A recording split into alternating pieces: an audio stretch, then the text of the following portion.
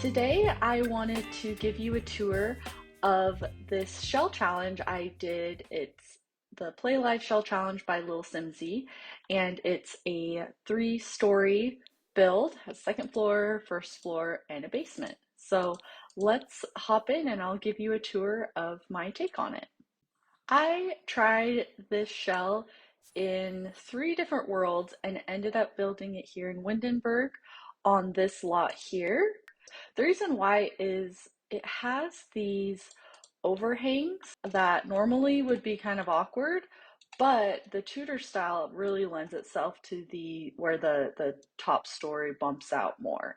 So here is my take. Unfortunately, the gallery view here has a nice big clock on it.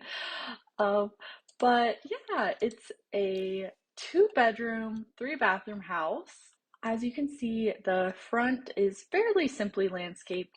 I pictured this because it's connected to this path, this downtown waterfront, European-inspired look, that this was kind of a walkway, benches for people to sit on, an old well, and I did a fence all the way around the house.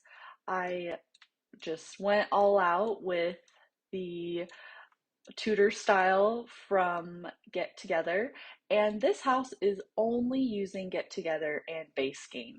So it's a limited pack build, and I thought that would make it more accessible for people to download on the gallery. So we'll do a tour of the outside. You saw the front yard and then the backyard's fenced in. I didn't want too high of trees because they have a nice waterfront view. So that was my intent with the landscaping. And pretty simple, just greenery with touches of pink to tie into the pink and red in the window boxes, but mostly just green and white. And then I I imagine the sim having a nice these nice raised planters over here, and then having I believe I have like a child and a toddler, so this could be for the child, little bird bath and a birdhouse.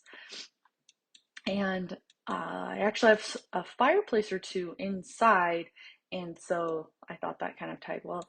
I picture these people really enjoying entertaining, and so I have an outdoor bar seating with a nice umbrella, the red again to tie in to the accent outside, and the Don't Wake the Llama play table.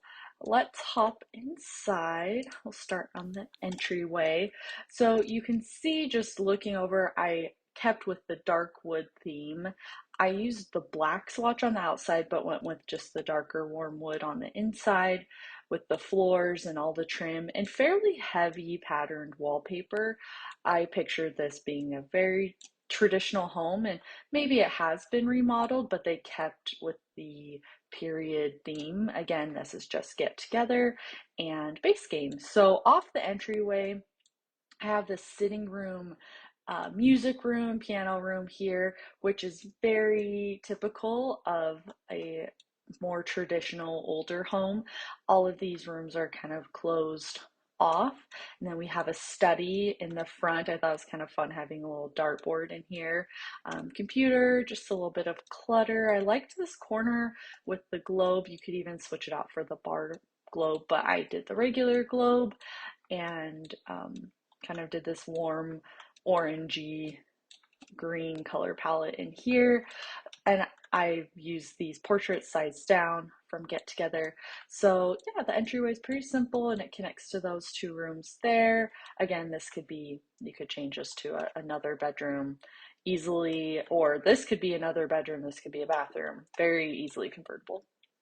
So this is the main living room here. There's a doorway out to the patio outside and lots of ornate artwork in here, books and things around. So, and I love this little detail thing here. It's kind of clipping. So yeah, these are just, I actually really like these sofas from Get Together. The swatches are good, and I mean they're kind of the base game swatches, but yeah, I thought they were a nice touch. And then over here we have a full bath in this nook over here. The shell itself had this weird bump out, and it fits a shower perfectly. So I have a shower in there, and just those darker woods, some storage, a little warm red accent, and I did this patterned tile floor. So it's just a base game marble tile, and I alternated it and did this more traditional tile wall covering. And then this is the formal dining room. I it's a I tried to have this be like the music room or even kind of like a sunroom, but I just wanted to keep it base game and get together. And I felt like it fit this house having a very traditional dining room. And also to go with the traditional look, we're actually going to go downstairs. So you may have noticed there isn't a kitchen upstairs. And I kind of went off this like in very traditional older homes, homes that I've toured and things like that, historic homes, like famous historic homes. There are kitchens in the basement. They have their staff and they have the staff area in the basement of the house. And so I decided to, with my take, have they maybe updated it, but kept, the family that moved in updated it, but did keep the kitchen actually in the basement. And the stairs do come out right out to the dining table area, which, was nice, but still not the most convenient. It's an extremely traditional, outdated layout, but I had fun cluttering it up. And maybe they do have staff working for them. They're a wealthy family, so you could have a butler. You could even convert. I liked converting this into like a pantry, storage closet for produce and things like that, extra. But it's like a wine storage as well. But that could easily be converted to like a butler's bedroom. It's very small. But yeah, you could do that and yeah, have the butler cook for you and not worry about that. So that's the kitchen down there. I had fun. I actually had a lot of fun with that. So if we go upstairs, this is where we have the two bedrooms up here. I had thought about turning these into actual balconies, but with how I did the like half walls here and everything, it just wasn't quite the right level. And I didn't have to raise up these as platforms. They're slightly raised, but I decided not to, especially since I made this the kids' room and I didn't want the kids to have a balcony, but not the parents. So speaking of the kids' room, let's jump in there. Um, I wanted them to have a child and a toddler in here and kept the palette really soft and blue. Here's a little area for a little homework table, some toys and things like that, but it still has that traditional touch with like the furniture and the rug and even the wall coverings.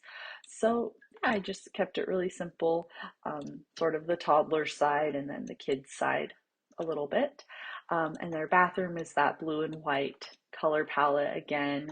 I love with one of the fair sort of recent updates, you can now more easily slot um, things on bathroom sinks and such.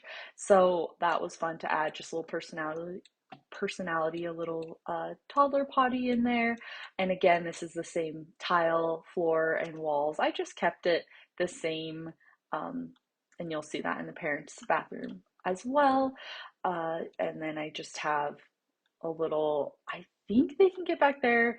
If not, we can just delete that plan easily. But I did a wall gallery. These are actually two separate and different swatches, but I thought that looked nice there. Again, that very heavy, busy traditional wallpaper that's carried into the parents' room. This base game bed was perfect for that Tudor look. It's actually kind of a gray color palette. I did play around with some different colors, but I liked how it turned out. This like gray, blue, and even a little bit of green in here. And they do have a beautiful view of the water or the buildings. And then they have an ensuite bathroom. And I was really happy with how this turned out, incorporating a half wall and the sink and just a traditional tub. I really like the idea of that centered on the window. I did try and incorporate a shower, but I liked the more traditional feel. And then I just decided to go with kind of a soft green color palette in there. So this is again my take on the Play Live Shell Challenge by lilsimsie, and I'm really happy with how it turned out. Thanks so much for watching, and make sure to subscribe.